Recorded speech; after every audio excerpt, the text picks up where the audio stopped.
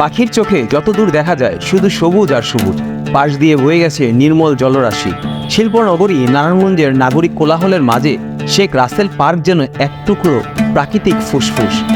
এখানে রয়েছে বিশাল লেক, উন্মুক্ত মঞ্চ, সুবিশাল পদ্মপুকুর, আছে বোট ক্লাব, সুইমিং পুল। লেকের উপর খুব সুন্দর ব্রিজ, যেখানে দাঁড়িয়ে আপনি প্রকৃতির নির্মল শীতল বাতাস উপভোগ করতে পারবেন। তাহলে দেরি কেন, চলুন ঘুরে আসি নারায়ণগঞ্জের শেখ রাসেল পার্ক থেকে। পার্কের প্রবেশদ্বারের দুই পাশে গড়ে উঠেছে অনেক রকমের স্ট্রিট ফুডের দোকান, আছে সুন্দর ফুলের দোকানও। আপনারা চাইলে এখান থেকে ফুল কিনে আপনার প্রিয়জনকেও উপহার দিতে পারেন। ভাদ্র মাসের শেষের দিকে প্রচণ্ড রৌদ্র যখন চারোদিকে প্রচণ্ড উত্তাপ দিচ্ছে, তখন এই যে এই সুন্দর লেকের বাতাস কিন্তু আমাদের মন প্রাণ সম্পূর্ণ জুড়াই দিতেছে।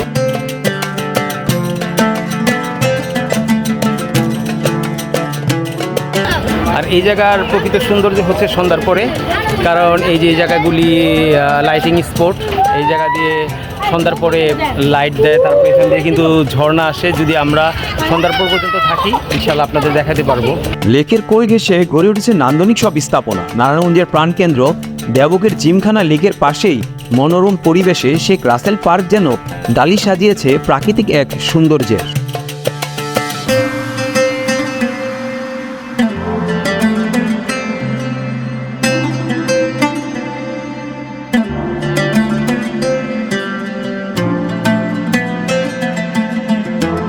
তো এই পার্কটি বানাইতে লাগছে হচ্ছে প্রায় 57,67,00,000 টাকা। তো 2010 সাল থেকে সম্ভবত এটার কাজ ধরছে। প্লাস এখানে সামনে একটা পদ্মপুকুর আছে। তো চলেন আপনাদের পদ্মপুকুরটা দেখে নিয়ে আসি। আর এই যে সেই পদ্মপুকুর, বিশাল বড় এক পুকুর, আর চারদিকে কি সুন্দর পদ্ম ফুল ফুটে আছে। পদ্ম ফুল ফুটে নাই, পদ্মের পাতা দেখা যেতেছে, বাট পুরাটা হচ্ছে একদম পদ্মে ভরা।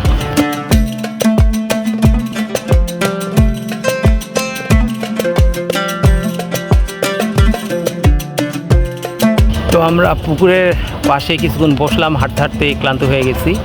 তো আসলে এ জায়গায় আসলে মন প্রাণ টোটালি শান্তি হয়ে যায়, কারণ শহরের কোলাহল থেকে কিছুক্ষণের জন্য একটু নিস্তব্ধতা, একটু প্রকৃতির সাথে একাত্মতা প্রকাশ করার জন্যই কিন্তু আমরা মূলত এখানে আসি। আর আমার বাড়ি খুব কাছাকাছি হওয়াতে আমার একটা সুবিধা, প্রায় সময় আমি এখানে এরকম বেড়াতে চলে আসি।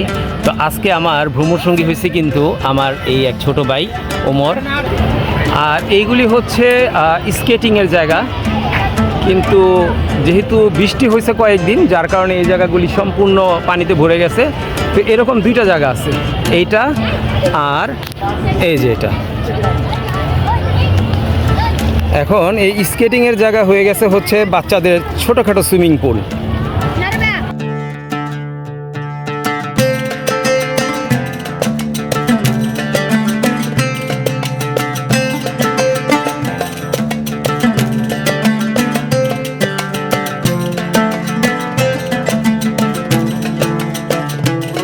এই পাশ থেকে যে উঁচা জায়গাটা দেখা যাচ্ছে, এটার নিচে হচ্ছে সুইমিং পুল।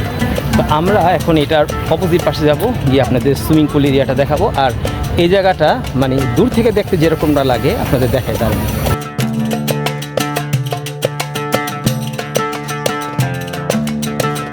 তো এই যে সেই সুইমিং পুল, এটার ভিতরে সুইমিং পুল, লেখা উল্টা দেখা যাচ্ছে, সরি, আসলে ক্যামেরার মধ্যে অনেক সময় অপোজিটটা আসে।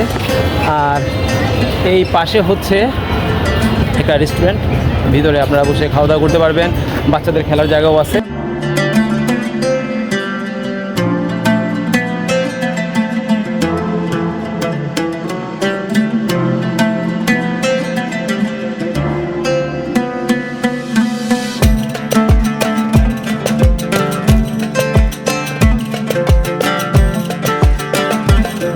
Just look at this view, এই জায়গায় আসলে এই ভিউটার সামনে দাঁড়াইলে ভাই যা লাগে অস্থির। আজকে অনেক গরম পড়ছে, লেকের পাশে দাঁড়ায় আছি ব্রিজের উপরে, আর সন্ধ্যার আগ মুহূর্তে কি সুন্দর ঝিরিঝিরি বাতাস আসতেছে।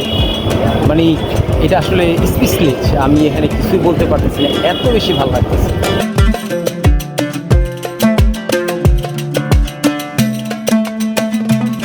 এক্সপেক্ট করছিলাম যে এটা সন্ধ্যার পরে এই জায়গায় দিয়ে ঝর্ণা ছাড়বো, কিন্তু ছাড়ে নাই, বাট হতাশ।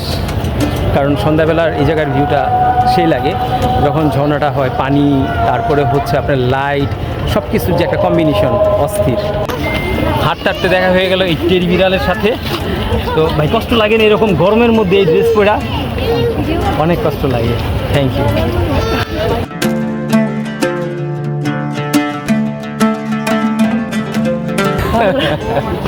আমরা অলরেডি একবার শুট নিচ্ছি, পরে দিই যে ভিডিওতে টিপ দিই নাই। তো যাই হোক, আজকে ওর ছিল হচ্ছে ফার্স্ট আউটডোর শ্যুট। তো মানে ও আগে এরকম শ্যুট করে নাই, তো খুব আপসেট হয়ে গেছে যে স্যার আমি তো ভালো করে টিপ নিতে পারতেছি না, প্লাস কথা বলতে পারতেছি না, বিকজ এই জায়গায় তো অনেক ক্রাউড, কারণ এই জায়গায় অনেকেই ঘুরতে আসে। তো সাধারণত প্রথম যারা করে একটু এরকম আপসেটের মতো হয়ে যায়, তো ইতস্ত বোধ করে এত মানুষের সামনে কীভাবে কথা বলবে। তো যেটা কিনা আজকে ওর সাথে হয়েছে। তো ডোন্ট ওয়ারি, হবে ইনশাল্লাহ, আরেক সময় হবে।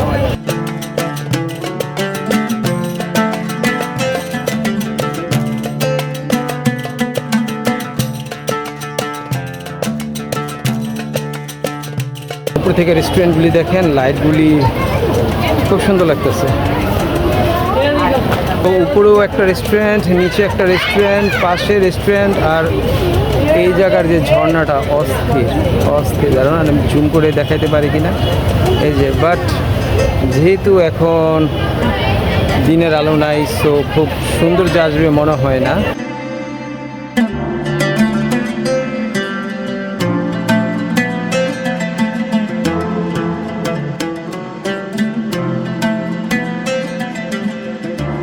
তো মোটামুটি আমাদের রাসেল পার্ক ভ্রমণ এই পর্যন্ত ছিল। যদি আমাদের ভিডিওটা ভালো লাগে, যদি আপনারা ফেসবুক থেকে দেখে থাকেন, অবশ্যই পেজটা লাইক অ্যান্ড ফলো করে রাখবেন, আর হচ্ছে ইউটিউব থেকে দেখলে অবশ্যই সাবস্ক্রাইব করে রাখবেন। আজকের মধ্যে এখানেই টাটা, বাই বাই।